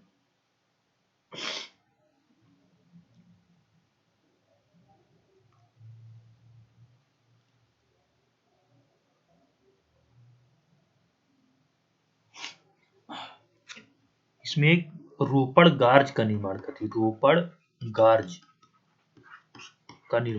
है, गार्ज में आपको बताऊंगा क्या होता है। वो नदी जो है वो काट करके पहाड़ों को काट करके निकलती है, रोपड़ गार्ज का निर्माण करती है। और या कह सकते हैं रोपड़ गार्ज जो है वो सतलज नदी पर ही स्थित है। ठीक है, फिर ये क्या करती है, पंजाब हिमाचल में बहने के बाद ये पंजाब में प्रवेश, छठा पॉइंट है, पंजाब में ये देखिए प्रवेश करती है। हमें थोड़ा सा इसमें दो बांध बने हुए, सातवां पॉइंट है, इसमें दो बांध बने हैं। कौन से, एक आप सुनोगे भाखड़ा नागल बांध, कौन सा, भाखड़ा नागल बांध, अक्सर चर्चा में रहता है नागल बांध। तो देखिए जो भाखड़ा, जैसे ये भाखड़ा बांध जो है, भाखड़ा और नागल दो बांध है, पहली बात। तो भाखड़ा जो है ये हिमाचल प्रदेश में है, हिमाचल प्रदेश में, ठीक है। और जो नागल है ये है पंजाब में, नागल बांध, इन दोनों को मिला के, और इन मैं आपको बता दूं इन दोनों के बीच की दूरी 16 किलोमीटर है। ये अक्सर लोग एक साथ ही बोल देते हैं भाखड़ा नागल बांध, भाखड़ा नागल बांध। तो ये भाखड़ा, ये सही कि इसी पे बना हुआ है, सतलज नदी पे ही बना है, लेकिन ये दोनों अलग अलग राज्य में, भाखड़ा हिमाचल प्रदेश, नागल पंजाब, और दोनों के बीच की लगभग दूरी 16 किलोमीटर। देखिए 16 किलोमीटर दो राज्यों के लिए क्या एकदम बॉर्डर की लाइन होगी एक तरह से, ठीक है, ऐसे बोल देते हैं इसको। अक्सर हम लोग भाखड़ा नागल जो है बोल देते हैं, जो बिजली उत्पादन के लिए काम आता है, उसके सिंचाई की सुविधा के लिए आता है, ठीक है ना। और साथ में ही उसके बाद 7वां पॉइंट हो जाएगा ये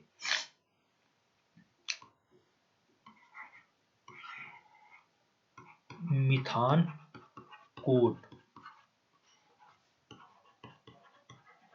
नहीं सॉरी, ये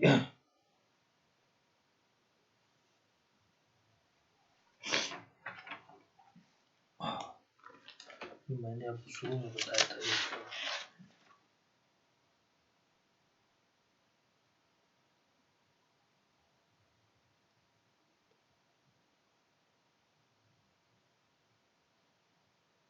हाँ, मिथानकोट नामक जगह पर ये सिंधु से मिलती है, उसके पहले ये क्या है, पाकिस्तान में ये है। उसके पहले मैंने इसको जानबूझ के बात बताया, उसके पहले ये चिनाब से मिलती है, चिनाब से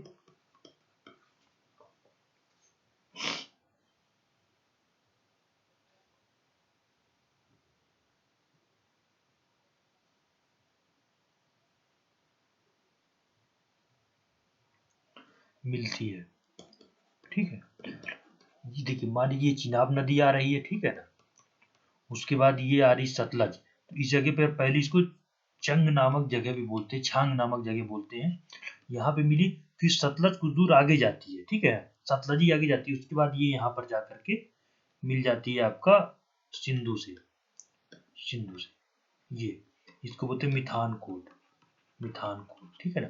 उसके बाद ये सिंधु आगे जाकर के अरब सागर में मिल जाती है, कराची इधर पड़ता है, ऐसा है, ये पूरा है, ठीक है ना।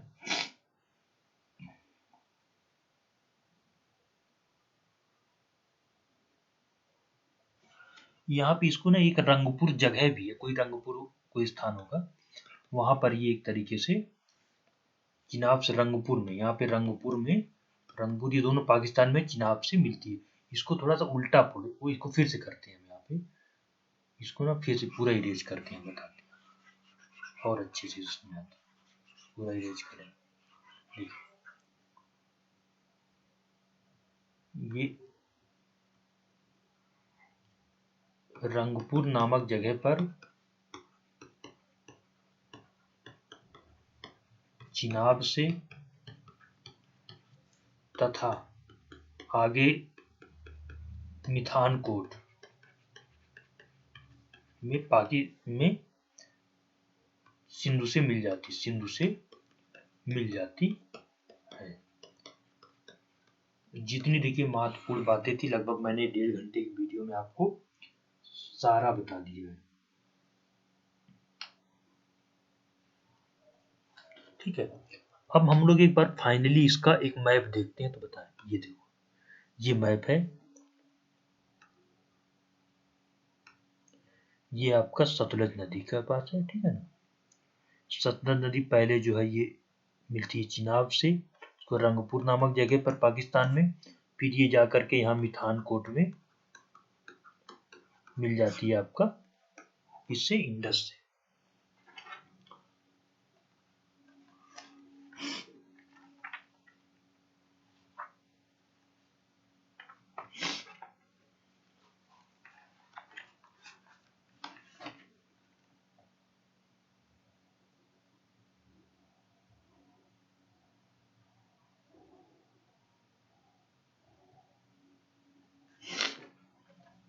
ठीक है, तो देखिए जितना भी इसमें था मैंने इसको आपको बता दिया। अब एक बार मैं फाइनली आपको एक चीज और बना देता हूँ, कौन सी नदी किस राज्य में बहती है, ये बहुत जरूरी कंफर्म होना, नहीं तो फिर गड़बड़ हो जाएगा, समझ रहे हैं। तो पहले हम बात करेंगे सतलज नदी की, और सॉरी सिंधु, जब शुरू करें सिंधु से, सिंधु नदी, इसको ऐसे नहीं, देखो इसको मैं थोड़े आपको रिमाइंडर करा देता हूँ।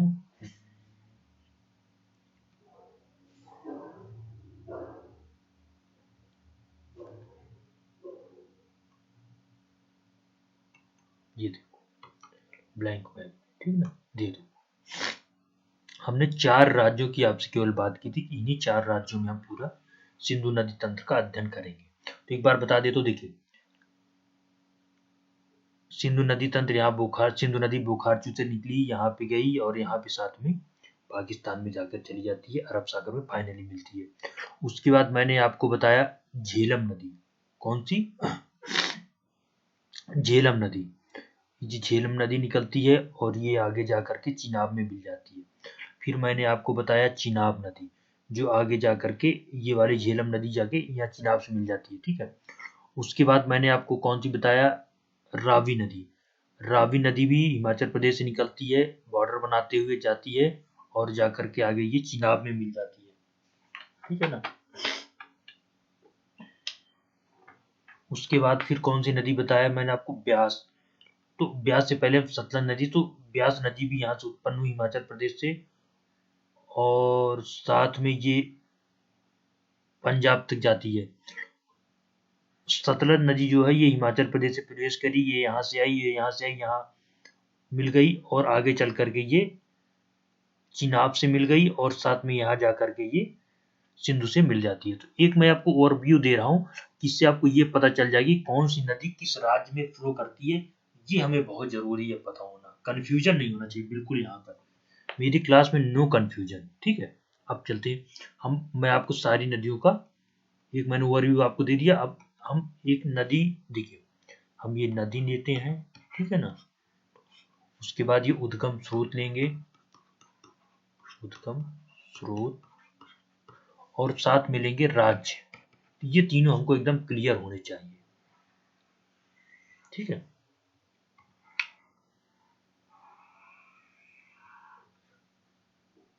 राज्य बहुत जरूरी है, कंफ्यूजन नहीं होना चाहिए, नहीं तो बस आप तो पहले तो ये ध्यान रखेंगे अगर ऑप्शन में कभी हरियाणा आ जाए, उत्तराखंड आ जाए, तो आप उसको गलत मार्क करेंगे। सबसे पहले नदी रावी नदी, अरे मैं भी क्या कर रहा हूँ, हाँ, सबसे पहली नदी हमारी क्या होगी,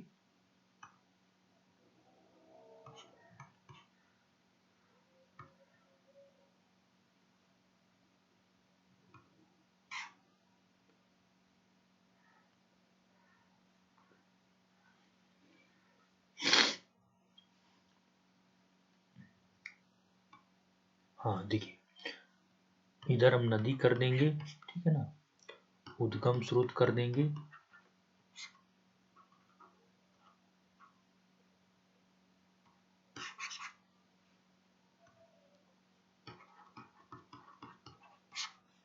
और साथ में राज्य कर लेते हैं, ठीक है ना। ये हमको बहुत जरूरी है, एकदम रटा होना चाहिए, तो कम से कम 7 इसमें आ जाए। तो सबसे पहले नदी हमारी जाएगी रावी नदी, हम चलते सबसे पहले सिंधु नदी के संबंध में पढ़ेंगे। नंबर 1 सिंधु नदी, उद्गम कहाँ है, बोखारचू ग्लेशियर, बोखारचू ग्लेशियर तिब्बत, ठीक है ना। बता दे रहा हूँ कहाँ कहाँ बहती है, केवल लद्दाख में बहती है। नंबर 2 झेलम, उद्गम कहाँ है आपका, जम्मू कश्मीर में।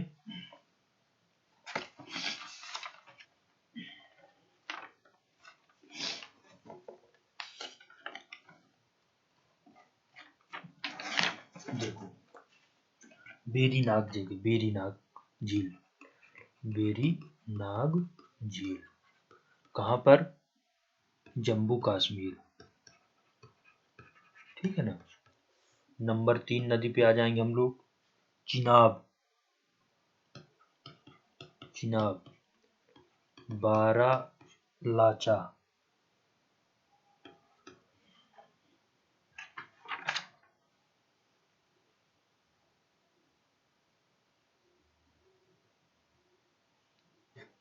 बारालाचा दर्रा, दर्रा के पास में जास्कर सीढ़ी से हिमाचल प्रदेश में बहती है चिनाब, हिमाचल प्रदेश व जम्मू कश्मीर, व जम्मू कश्मीर, ठीक है ना। नंबर 2 याद। नंबर 4 नदी हम लोग कौन सी, रावी, रावी का जो स्रोत है रोहतांग दर्रा, हिमाचल प्रदेश के पास, रोहतांग दर्रे के पास, रोहतांग दर्रे के पास। मैं जानबूझ के दर्रे के पास ही लगा रहा हूँ क्योंकि यहीं के पास में वो जगह है जहाँ से ये कुल्लू पहाड़ियों से उद्गम स्रोत होता है इसका, ठीक है। ये हिमाचल प्रदेश में बहती है, हिमाचल प्रदेश में, तथा सीमा बनाती है, में बहती है, तथा J&K वह पंजाब में सीमा बनाती है, पंजाब में सीमा बनाती है, सीमा बनाती है, ऐसा कर सकते, ठीक है ना। वो थोड़ी सी सीमा जो है पंजाब से बनाती है।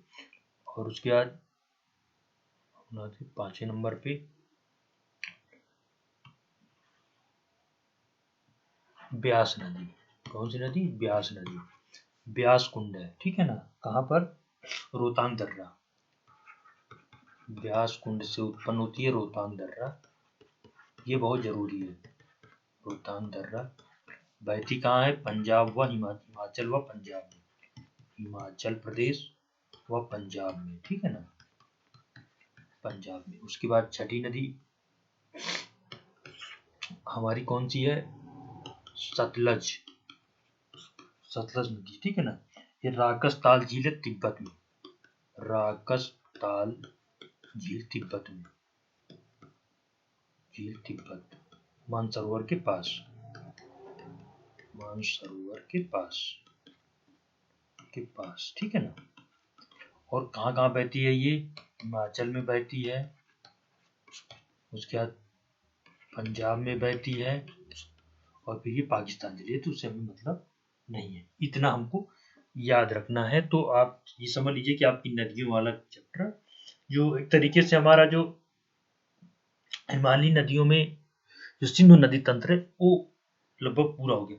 अब हम अभी तो नहीं, मैंने शुरू में कहा था आपकी कि हम वाटर ट्रीटी बताएंगे, सिंधु जल समझौता, सिंधु जल समझौता, ठीक है ना। ये इसके बारे में आप थोड़ा सा समझ लें। पहली बात ये 19 सितंबर, डेट याद नहीं रखना, बस 1960 याद रखना है, इसको याद नहीं, 19 सितंबर 1960 था, लेकिन इसको याद नहीं रखना है, हमको यह याद रखना है। पहली बात 1960 में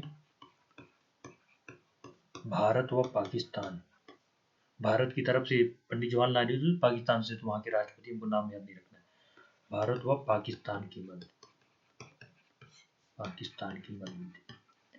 और साथ में इसमें एक बात याद रखना, विश्व बैंक ने इसमें एक तरह से मध्यस्थता की भूमिका निभाई थी, विश्व बैंक ने मध्यस्थता की थी, इसकी मध्यस्थता की थी, ठीक है ना। ये पॉइंट भी कोई जरूरी नहीं हमको याद रखना।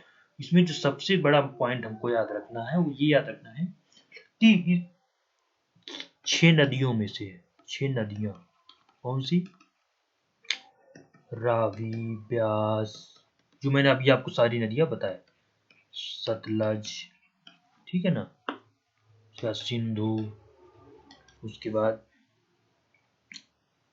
चिनाब व झेलम। मैंने जानबूझ के इसको उल्टा पुल्टा लिखा है, आगे पीछे इधर करके लिखा है। इन नदियों में 3 नदियां, पहले आप इनका 3 नदियां निकालो। इन 3 नदियां जो पश्चिम की तरफ बहती है, पश्चिम की तरफ, मैंने पूरा आपको मैप सब पढ़ा डाला, ठीक है ना। तो 3 पश्चिम की तरफ बहने वाली नदियां, 3 पश्चिम की ओर बहने वाली नदियां, पश्चिम की ओर बहने वाली नदियां, बहने वाली नदियां कौन कौन सी? सिंधु, ठीक है, नंबर 2 झेलम, और नंबर 3 आपका चिनाब, चिनाब नदी, ठीक है ना। इसलिए कहा जाता है, जो मैंने आपको पूरा मैप बताया था जिस तरह के, तो ऐसा लगता है ये पश्चिम की तरफ, पश्चिम की तरफ एक तरफ देखा जाए तो सभी रही, लेकिन भारत की अगर आप बीच में खड़े हो जाओ तो भारत पूर्व में हो जाएगा और पाकिस्तान पश्चिम में हो जाएगा, तो इनको पश्चिमी नदी कहा गया। और 3 पूर्वी नदियां जिनको कहा गया वो कौन सी है? रावी है, ब्यास है, और साथ में सतलज है। ब्यास और साथ में, पहले तो ये पता नहीं ना कौन सी पूर्वी नदी कहा गया, कौन सी पश्चिमी नदी है। रावी, ब्यास और सतलज, सतलज, इनको पूर्वी कहा गया, इनको पूर्वी कहा गया, इनको पश्चिमी कहा गया, ठीक है ना। अब जो पश्चिमी नदियां हैं, देखना ध्यान से देखना यहाँ, पश्चिमी नदियां सिंधु, उसके बाद झेलम व चिनाब के कुल जल का 80% पाकिस्तान को,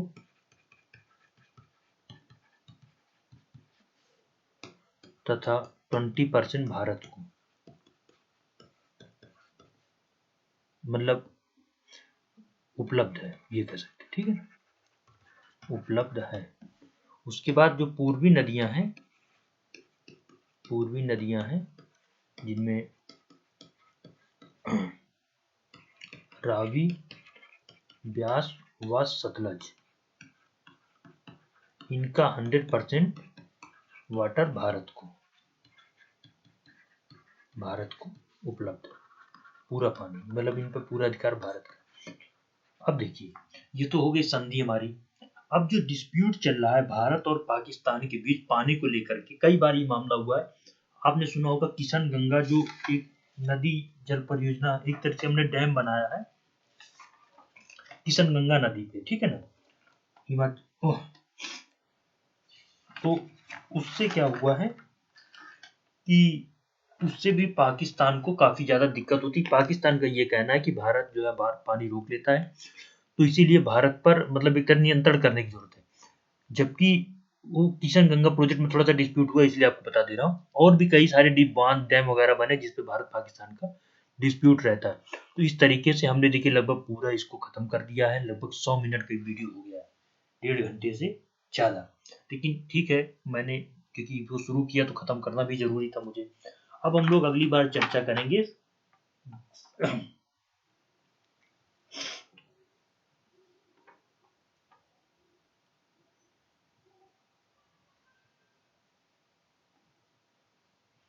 हम लोग अब जो चर्चा करने वाले हैं वो गंगा नदी तंत्र के बारे में चर्चा करेंगे। हिमालयी नदियां ये भी है, ये तो बहुत ही महत्वपूर्ण है। तो आप सभी का इस वीडियो को देखने के लिए बहुत बहुत धन्यवाद।